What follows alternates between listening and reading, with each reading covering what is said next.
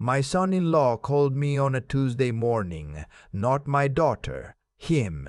That should have told me everything right there. "Hey, just checking in," he said, casual as a man who hadn't spent the last 3 years eating my groceries and sleeping under my roof. Wanted to make sure the joint account still has enough for the month. The joint account. The one I opened for my daughter when she turned 22 and was getting back on her feet.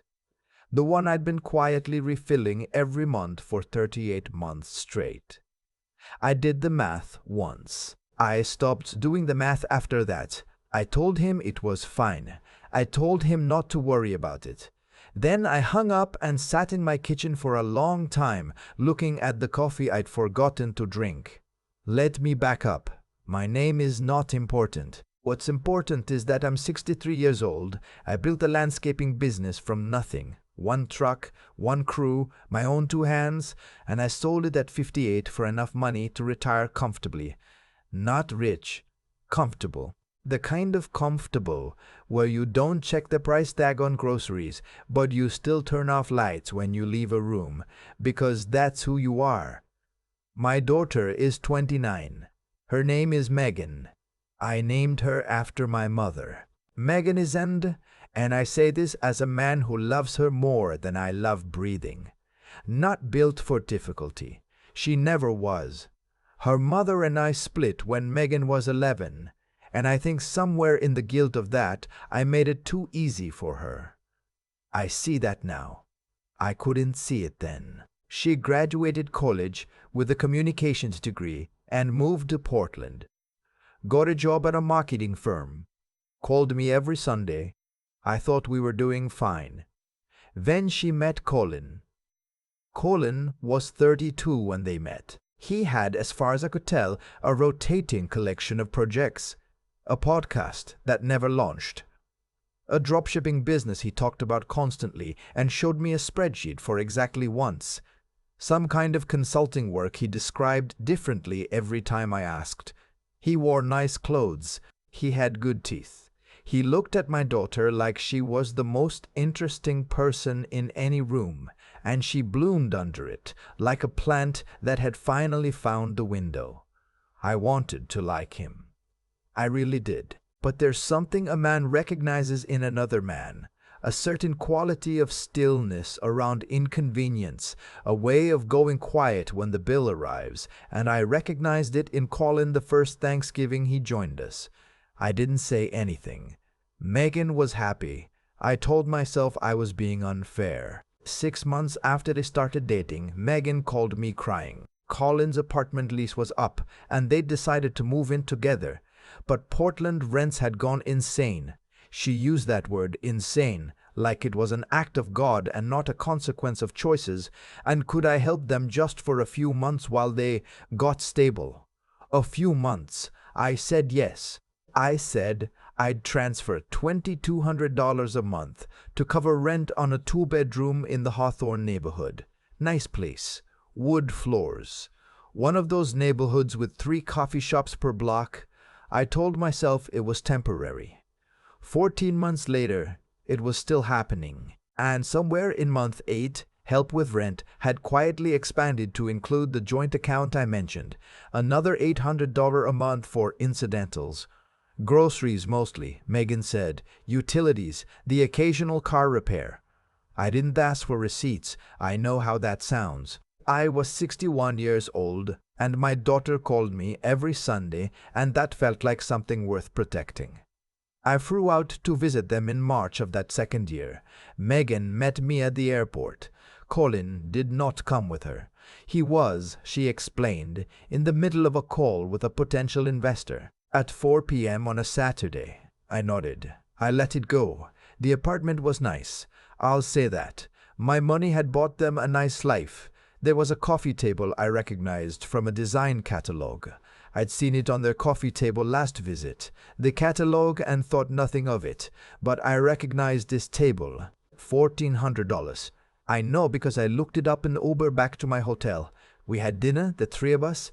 Colin talked about the investor. He talked about a new venture involving sustainable logistics. I'm still not entirely sure what that means. And he talked about a conference in Austin he needed to attend for networking. Megan talked about her job. She'd gotten a promotion, actually. Assistant creative director. I was proud of her. I paid for dinner. Colin reached for the check at the exact speed of a man who knows he won't get there in time. I flew home and refilled the joint account and told myself a few more months. My brother Dennis called me in September. He's retired too, lives in Scottsdale, and he's always been the one in the family who says the thing no one wants to hear. You know they're not going to stop, right? He said. Not until you stop. I told him he didn't know Megan like I did. He was quiet for a moment. Then he said, I know you, Frank, and I know you'll keep going until there's nothing left to give, and you'll be shot when they're still asking. Frank. That's me. I told Dennis he was being uncharitable. We changed the subject. But I thought about it. I thought about it for weeks. October came. Megan called on a Sunday like always. We talked about her job, about the weather, about the show she was watching. 40 minutes, easy and warm. At the end, almost as an afterthought, she mentioned that their landlord was raising the rent by $400. I said I'd cover it. She said, thanks, Dad, the way you thank someone for passing the salt. I hung up and sat with that for a while. I found out about the engagement the way I found out about most things in my daughter's life by then. Sideways, through implication. She mentioned, when we get married, in a sentence about next summer, and it took me a moment to realize she hadn't actually told me they were engaged. Wait, I said. You're engaged? A pause. I thought I told you. She hadn't. I would have remembered. Colin proposed in August, she said, at Cannon Beach. It was really beautiful. August. It was October. That's wonderful, I said. Because what else do you say? My daughter was glowing through the phone. I could hear it. We're thinking a summer wedding, she said. Nothing too big, just family and close friends. I told her I was happy for her. I meant it. I also thought, for the first time in a very deliberate way, I'm going to need to have a conversation about finances. That conversation never happened. I kept meaning to bring it up. Something always got in the way. Her excitement about venues, Colin's availability, the holidays. Before I knew it, it was January and she was talking about florists. I offered to contribute to the wedding.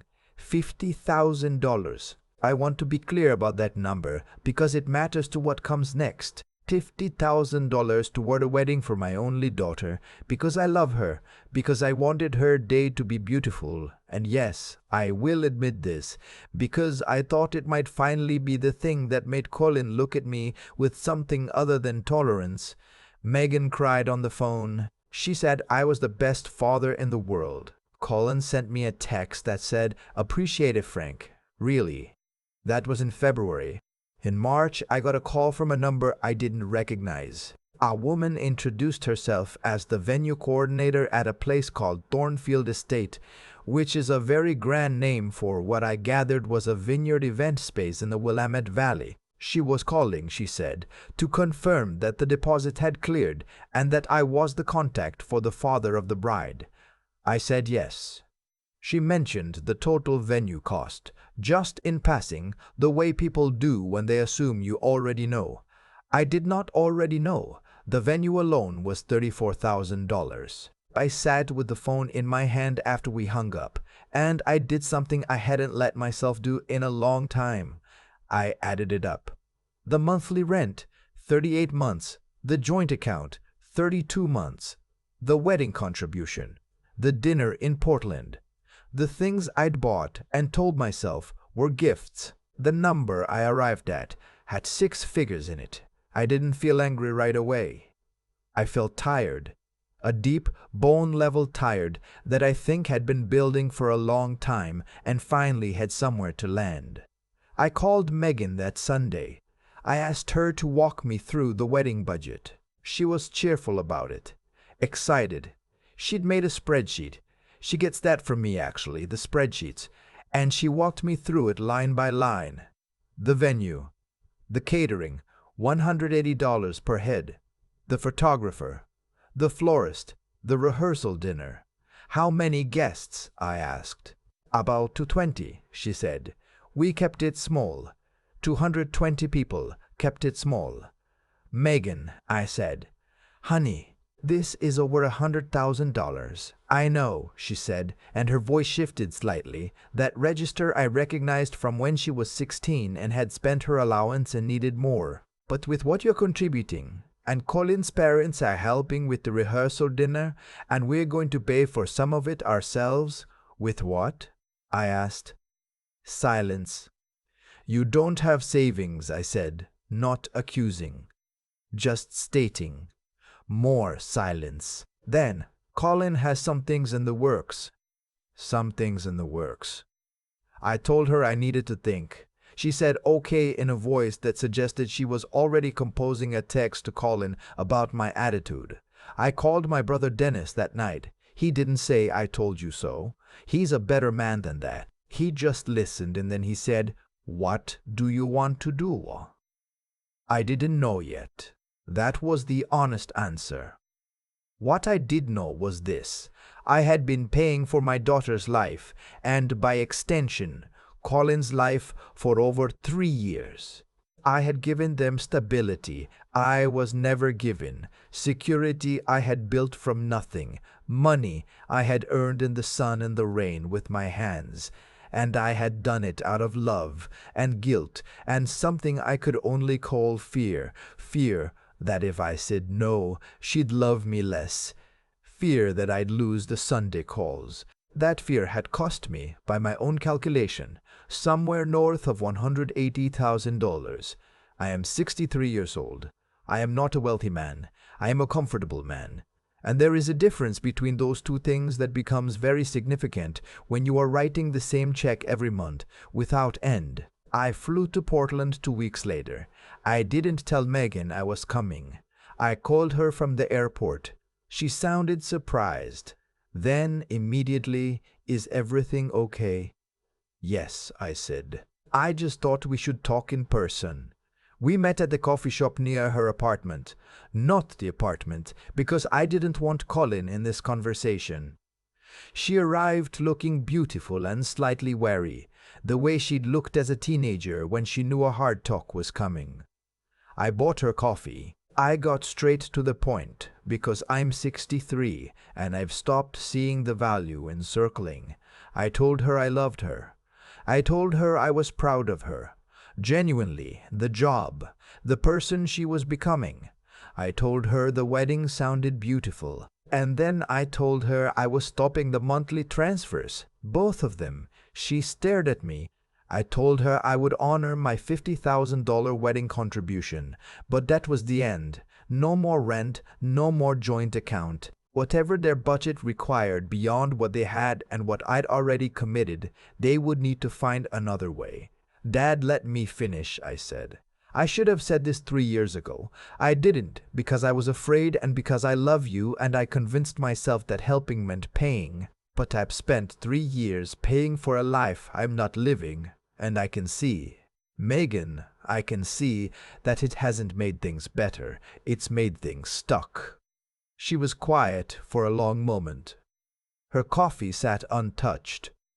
Does Colin know you're here? She asked. That question told me something.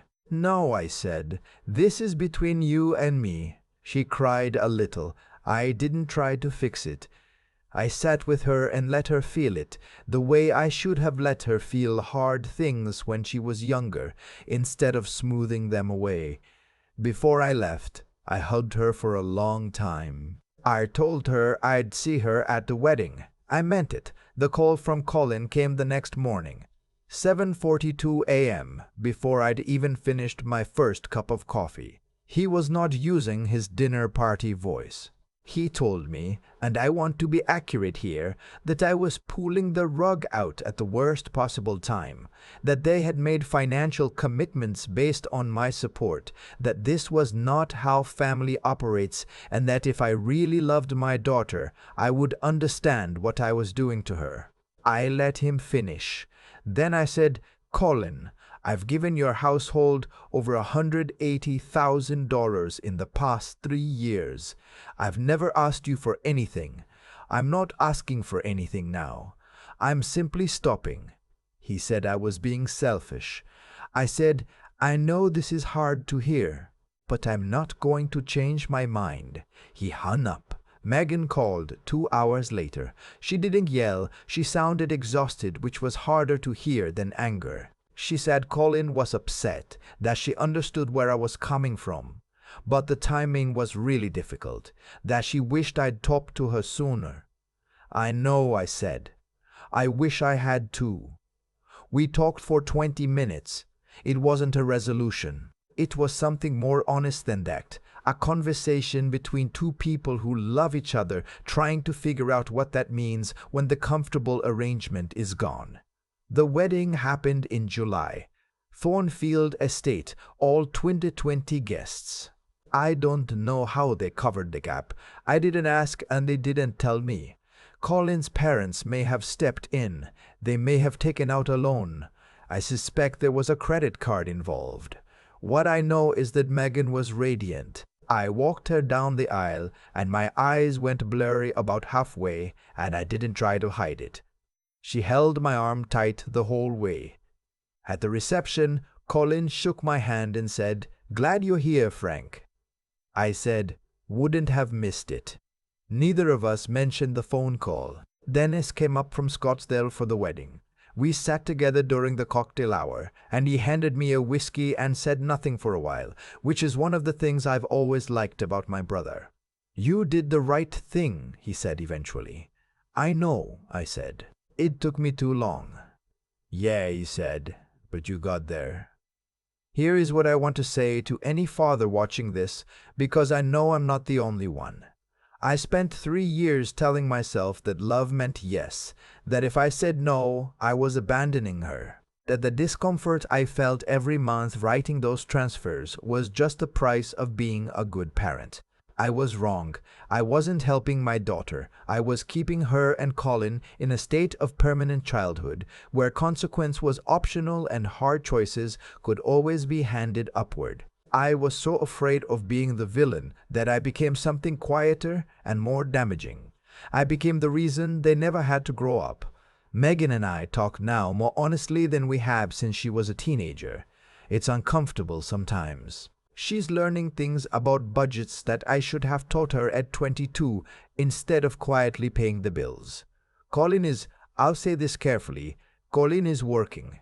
Actually working, as far as I can tell. Whether that's maturity or necessity, I couldn't tell you. But something shifted when I stopped. I didn't expect that. I thought stopping would mean losing her. Instead, it meant meeting her, a different version of her. One who was starting to find out what she was made of. I think about my father sometimes. He came here from nothing, worked a rail yard in Ohio for 30 years, never gave me $1 I didn't earn. I resented it when I was young. I understood it at 40. I'm grateful for it now. He was trying to give me something that doesn't have a price on it. I almost robbed my daughter of the same thing. Last Sunday, Megan called me. She's been calling every Sunday since July, same as always, but the calls are different now, fuller somehow. She told me about a budget she and Colin had made. She told me they were looking at a smaller apartment. She told me, and I could hear how much this cost her pride, that they were figuring it out. "I'm proud of you," I said. She laughed a little. "Don't make it weird, Dad." "Too late," I said. "That's the job." After we hung up, I sat with my coffee, still warm this time. I'd remembered to drink it, and I looked out the window at the yard, the trees going orange at the edges, and I felt something I hadn't felt in a long time. Light. That's the only word for it. Not happy, exactly. not relieved. Just lighter than I'd been in years, like I'd finally put down something very heavy that I'd been carrying so long I'd forgotten it wasn't supposed to be mine. I called Dennis. He answered on the second ring. "She called," I said. "I know she did," he said. "She always was going to." I've had a lot of time to think about what actually happened in those 3 years. Not the money. The money is just numbers. I mean, what was really going on underneath all of it. Here's what I came to. Every time I transferred that money, I was making a choice. I told myself it wasn't a choice, that it was just what you do for your kids, that love doesn't have a ledger, but that's not true. Every yes is a choice. And every yes I gave Colin and Megan was also a no. I was giving them a no to struggle, a no to consequence, a no to the particular kind of growth that only shows up when there's no one left to catch you. I didn't understand that for a long time. I thought I was being generous. What I was actually being was afraid. That's the thing no one wants to say out loud. A lot of what looks like parental love is really parental fear wearing a disguise. I was afraid Megan would resent me, afraid she'd pull away, afraid she'd see me the way I sometimes saw my own father, hard, withholding, a man who made things difficult when he didn't have to. I didn't want to be that. So I became the opposite, and the opposite turned out to have its own damage. What I know now is that character, real character, the kind that holds up when life gets hard, is not something you can give a person. You can model it, you can talk about it, but ultimately they have to build it themselves, out of situations that require it. Megan couldn't build anything while I was busy removing every obstacle. I took away the raw material. Colin is a more complicated case. I don't think he's a bad person. I think he's a man who found a comfortable arrangement and had no particular reason to change it. That's not evil. That's human. Most of us will take the easy road when it's offered. The question is whether someone who loves you is willing to close that road, not out of cruelty, but out of something harder and more honest than comfort. I should have closed it sooner. That's my part in this. I own it. What I keep coming back to is a simple thing Dennis said to me once, years before any of this. You can't want more for someone than they want for themselves. At the time I thought he was being cold. Now I understand he was being precise. Wanting more for Megan than she wanted for herself is exactly what I was doing every month, and it kept her exactly where she was. The Sunday calls are different now. She sounds more like herself, the self she was before Colin, before Portland, before the years of being cushioned from everything. There's a steadiness to her that wasn't there before. It cost her something to get it. It cost me something to let her get it. I think that's how it's supposed to work.